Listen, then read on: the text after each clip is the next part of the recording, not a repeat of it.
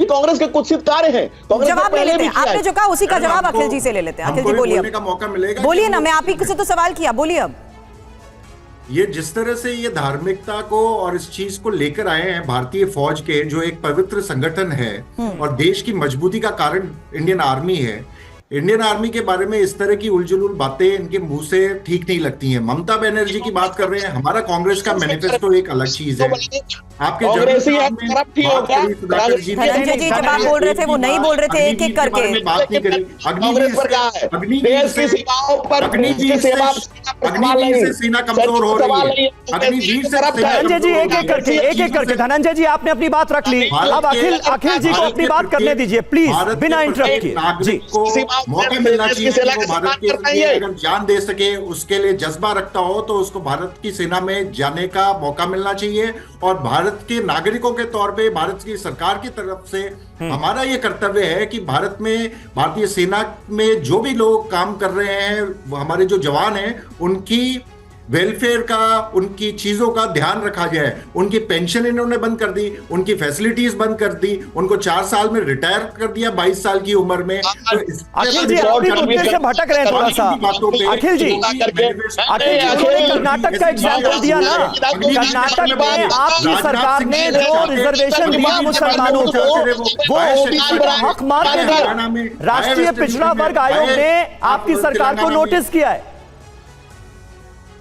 तो आपकी जहां पर सरकार है, आपका पुराना इतिहास ये बता रहा है, पुराना रिकॉर्ड ये बता रहा है, इसलिए आप पर भरोसा नहीं कर पा रहे हैं। आप पर तुष्टीकरण की सियासत का आरोप लगा रहे हैं वो। अखिल जी तुष्टीकरण की सियासत नहीं है, हमारे को प्रत्येक नागरिक को साथ में लेने की सियासत है। हमारे कॉन्स्टिट्यूशनल सोच है, हमारी न्याय की सोच है। आप लोगों की सोच ये धार्मिक उत्पाद पैदा कर वोट बटोरने की सियासत जो है। नहीं तो अखिल जी आपको मुसलमानों में फिर पिछड़ी जातियां कौन सी हैं, पसमानदा कौन सी हैं, उनको रिजर्वेशन के दायरे में लाना चाहिए था ना कर्नाटक में।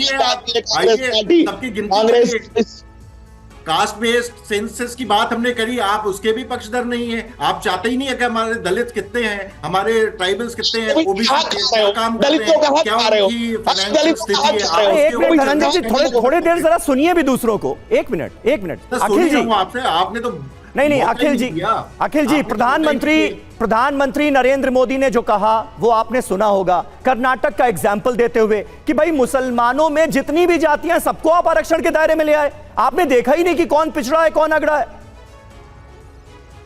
जो रिजर्वेशन का प्रावधान है और जिस हिसाब से रिजर्वेशन मिलता है उसके लिए कमीशंस बने हुए होते हैं, रिव्यू करे जाते हैं और जातियों के बीच में जाकर उनकी डिटेल्स निकाली जाती हैं। उसके बाद में बहुत ही हाई लेवल कमेटी इनको रिजर्वेशन के दायरे में लाती है। ये ऐसा नहीं है कि कोई नेता ने किसी ने साइन करा और ये फैसला हो गया। इसके पीछे आप गोल पोस्ट चेंज कर रहे हैं। जब बात ये चल रही है कि भारतीय सेना में रिजर्वेशन के ऊपर बात है तो आप उस पर तो रह नहीं रहे, आप तो गोल पोस्ट पे गोल पोस्ट है। तो सुनिए समीर जी, आपका सवाल क्या है और इनका जवाब। बनर्जी की बात कर रहे हैं, हमारा क्या लेना है ममता बनर्जी की जो सरकार है, कांग्रेस की सरकार थोड़ी ना है।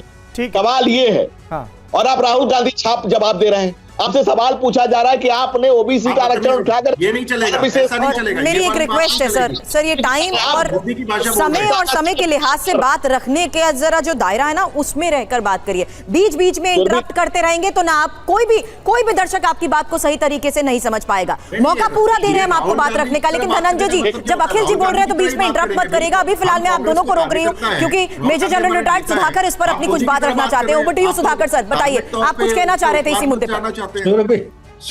सुरभि बहुत अच्छा आप एंकर कर रहे हैं, बधाई हो। मैं सिर्फ एक चीज रखना चाहता हूं, मुझे एक यहाँ बैठ के काफी दूर 12,000-14,000 किलोमीटर दूरी से अपना हिंदुस्तान को देखने का एक नजरिया, एक होलिस्टिक एक पर्सपेक्टिव मिल रहा है। मैं बहुत सारे लीडिंग थिंक टैंक के साथ टच में हूँ यूएस में, और मेरे विचार के मुताबिक देश को अगर एक ग्लोबल पावर बनाना है, चाहे 2047 या उससे पहले या कोई भी टाइमलाइन के मुताबिक, तो मेरे ख्याल से समय आ गया है 75 साल के बाद। ये जो यूनिफॉर्म सिविल कोड है जितना जल्दी हम अपनाएंगे वो बेहतरीन होगा, नंबर 1। नंबर 2, हमारे देश के अंदर 5,000 प्राइमरी कास्ट हैं, 25,000 से ज्यादा है सब caste based on occupation. Religion 9 है, 9 में से 4 original which have originated from India. Language अगर आप 1819 से हम सोच रहे हैं यहाँ पे यूएस में स्टैटिस्टिक्स है लोगों के पास, बोल रहे हैं कि 11,000 से ज्यादा भाषा है हिंदुस्तान के अंदर। डाइवर्सिटी इज अ स्ट्रेंथ, लेकिन किसी का ये एक नाजुकपन का फायदा उठाते हुए हमारा दुश्मन उसको एक्सप्लॉइट करने की कोशिश कर रहा है। वो चाह रहा है कि देश को बाल्कनाइज कर दे। आप अगर इसी मुद्दों को उठा के ऐसा आप फ्रेम करेंगे मैनिफेस्टो, तो देश तो आप उन्हीं के पल्ले पे गेम खेलना शुरू कर दिए हो। तो इसलिए हमें देखना चाहिए कि देश के इंटरेस्ट में कौन सा चीज हमारे हित के लिए है। चंद एक इश्यूज हैं जिसमें हमें आपस में सलाह मशवरा इन कैमरा या क्लोज रूम या फुल ऑफ नेशन या ऑल पार्टी मीटिंग होना चाहिए। ठीक है, इन चीजों के ऊपर मेरे ख्याल से ओपन मीडिया में जिस तरह डिस्कशन हो रहा है ये देश के हित के लिए नहीं है।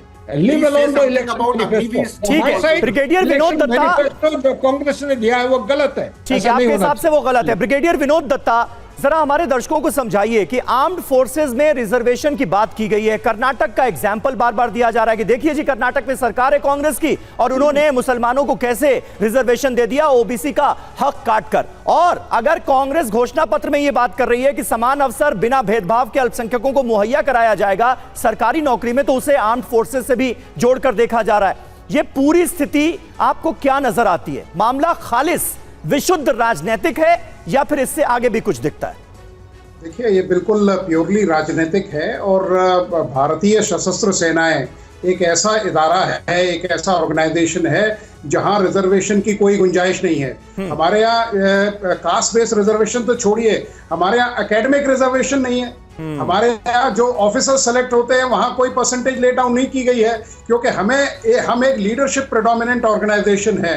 हमें एक लीडर्स चाहिए जो अपने जवानों को एक अपने मिशन सक्सेसफुल की तरफ ले जाएं। हमारे यहाँ कोई रनर्स अप प्राइज नहीं है, हमारे यहाँ केवल एक ही है, नेशन फर्स्ट। तो कोई भी पार्टी हो अगर वो रिजर्वेशन की बात कर रही है तो जैसा जनरल सुधाकर ने कहा था कि हम भारत को बाल्कनाइजेशन की तरफ ले जा रहे हैं और हम अपने जो दुश्मन हैं उनको सशक्त कर रहे हैं।